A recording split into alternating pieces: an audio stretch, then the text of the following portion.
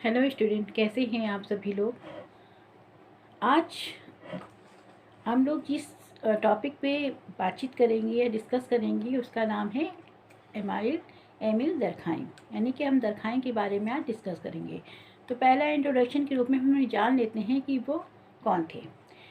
दुर्कहाइम को आधुनिक समाजशास्त्र विषय के संस्थापकों में से एक अग्रणी प्रवर्तक के रूप में माना जाता है, जिन्होंने समाजशास्त्र को अकादमिक विषय के रूप में प्रस्थापित यानी कि स्थापित करने में महत्वपूर्ण भूमिका निभाई। उन्होंने समाजशास्त्र को एक स्वतंत्र और स्वायत्त विज्ञान के रूप में विकसित किया। इसीलिए दर्खाइम को पहला अकादमिक समाजशास्त्री माना जाता है, ये कहा जाता है। सन 1892 में प्रथम पेरिस विश्वविद्यालय में दर्खाइम को समाजशास्त्र की शोध उपाधि प्रदान की गई। दर्खाइम का जन्म 15 अप्रैल सन 1858 को फ्रांस के एपिनल कस्बे में हुआ था। ये यहूदी माता पिता की संतान थे। इनकी प्रारंभिक शिक्षा पेरिस के शिक्षण संस्थान इकॉल नॉर्मल सुपीरियर में हुई थी, जहां उन्होंने मुख्य रूप से दर्शन शास्त्र का अध्ययन किया। शिक्षा समाप्त करने के बाद वे प्रांतीय स्कूलों में दर्शन शास्त्र का अध्ययन करने चले गए। उसके बाद वे जर्मनी चले गए। सन 1800 यानी कि 1887 में बोर्डेक्स विश्वविद्यालय में सामाजिक विज्ञान और शिक्षा के प्रवक्ता के पद पर ये नियुक्त हुए। यहाँ की भी सोर्बन कॉलेज चले गए इसके बाद, और इसी अवधि में वे ले अन्नी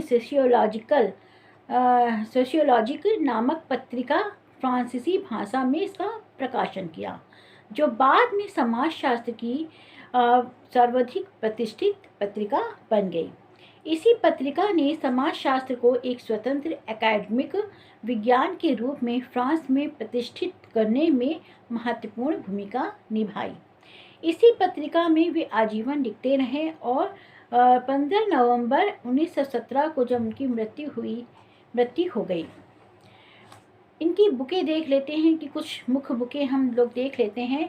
इनकी पहली बुक है द डिवीज़न ऑफ लेबर, जो कि 1893 में आई थी।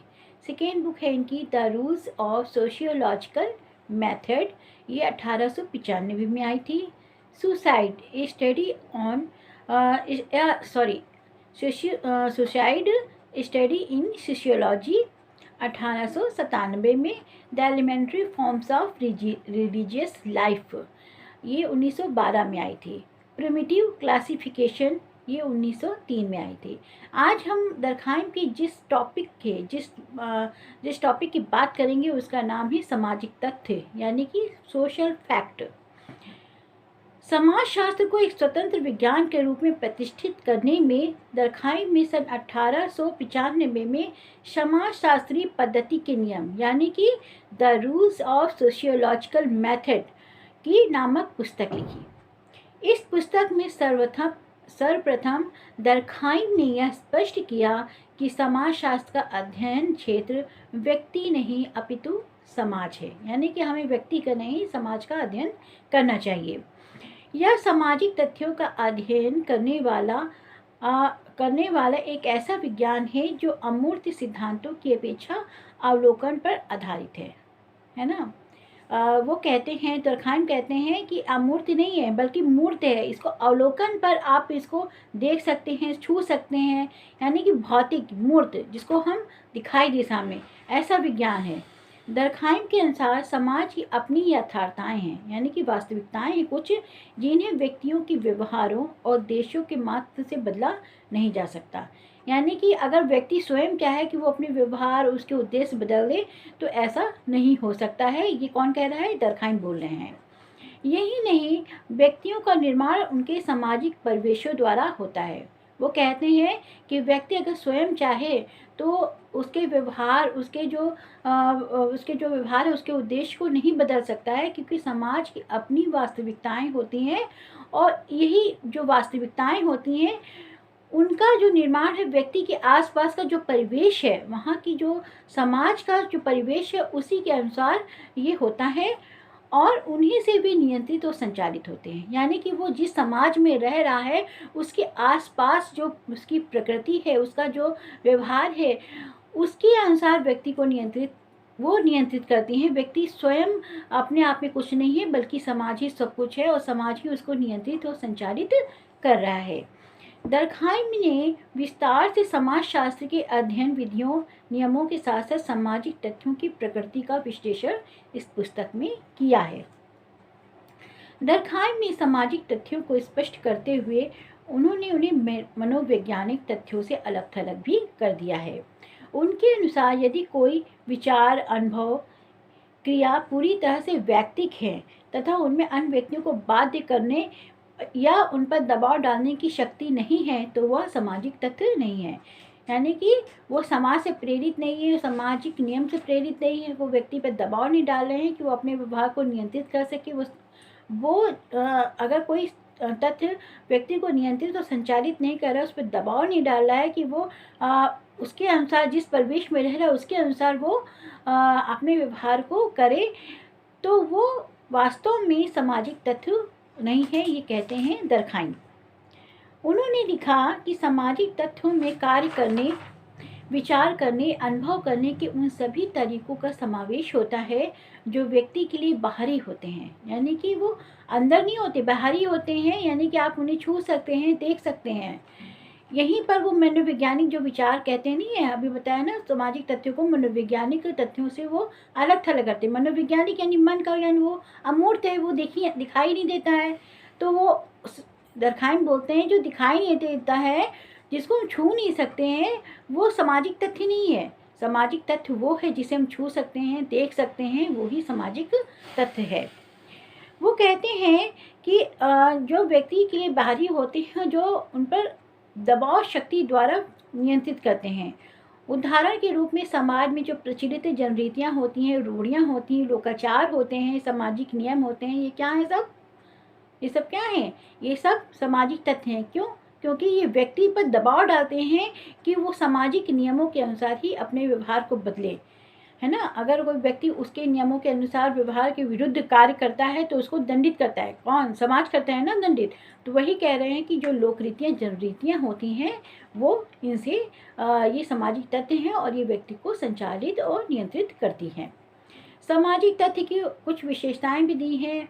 प्रमुख रूप से 2 विशेषताएं उन्होंने बताई हैं, बाह्यता, बाध्यता। इसके अलावा स्वतंत्रता, समानता, सार्वभौमिकता भी इसकी एक विशेषताएं में माना जाता है।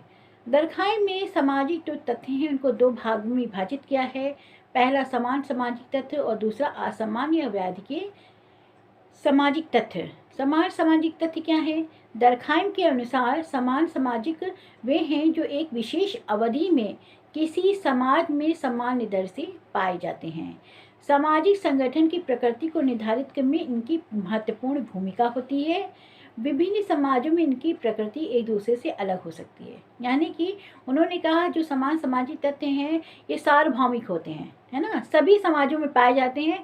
फर्क क्या होता है? इनकी प्रकृति अलग हो सकती है, इनके परिवेश अलग हो सकते हैं, लेकिन ये पाए सभी समाजों में जाते हैं। एग्जाम्पल के तौर पर अगर हम समान सामाजिक तथ्य की बात करें तो परिवार, है ना, परिवार हर जगह पाया जाता है, सब कहीं देखिए परिवार पाया जाता है, लेकिन इसकी जो प्रकृति विशेषताएं वो अलग अलग हो सकती हैं। विवाह भी ऐसा ही है कि विवाह के स्वरूप अलग हो सकते हैं, लेकिन विवाह संस्था हर समाज में पाई जाती है। तो ये क्या हुए? सामान्य सामाजिक तथ्य हो गए।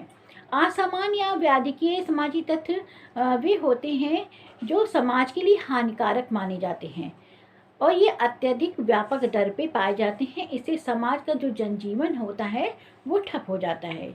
ये समाज द्वारा मान्यता प्राप्त नहीं होते हैं, यानी कि समाज विरोधी होते हैं, समाज इनको मान्यता नहीं देता है। एग्जाम्पल के तौर पर अपराध का तेजी से बढ़ना, बलात्कार, आत्महत्याओं का बढ़ना आदि इसी प्रकार के सामाजिक तथ्य हैं जो कि व्याधि के सामाजिक तथ्य या असामान्य सामाजिक तथ्य के अंतर्गत आते हैं। सामाजिक जो तथ्य होते हैं समय और स्थान के अनुसार बदलते रहते हैं, चेंज होते रहते हैं। सामूहिक चेतना को मूर्त मानना ही सामाजिक तथ्य है। जो सामूहिक चेतना है, सामूहिक चेतना की जो बात करते हैं दर्कहाइम, वो इसी बुक में करते हैं और कहते हैं जो सामूहिक चेतना है वो भी मूर्त है और इसको दरखाइम ने 2 भागों में विभाजित किया है। पहला है व्यक्तिगत चेतना और दूसरा है सामूहिक चेतना। व्यक्तिगत चेतना में व्यक्ति विशेष जो होता है उसके विचारों को सम्मिलित किया जाता है। कोई व्यक्ति विशेष है, आप उसको जिसको मानते हैं या उसको संदर्भित करते हैं, उसके विचार हो सकते हैं। सामूहिक चेतना में समूह के विचार आते हैं, जैसे राजनीति, दल, प्रथा का, धर्म और कानून आदि। इनके जो ग्रुप वाइज होते हैं, इनके जो विचार होते हैं वो क्या होते हैं, सामूहिक चेतना से प्रेरित होते हैं।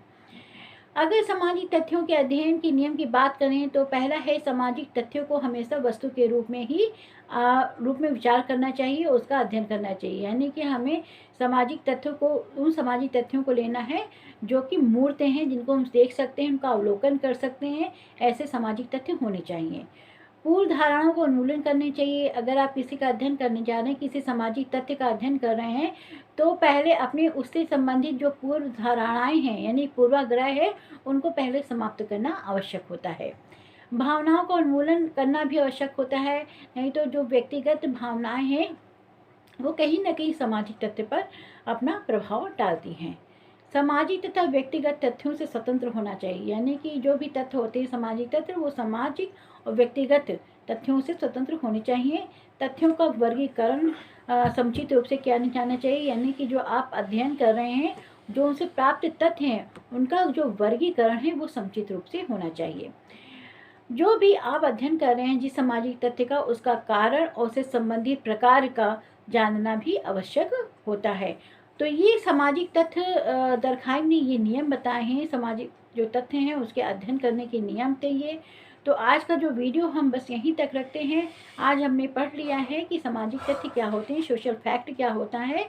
तो आज का वीडियो यहीं तक रखते हैं, और आप सभी मेरे जो चैनल है उसको सब्सक्राइब कर लीजिएगा, लाइक कर दीजिएगा और उसको शेयर कर दीजिएगा।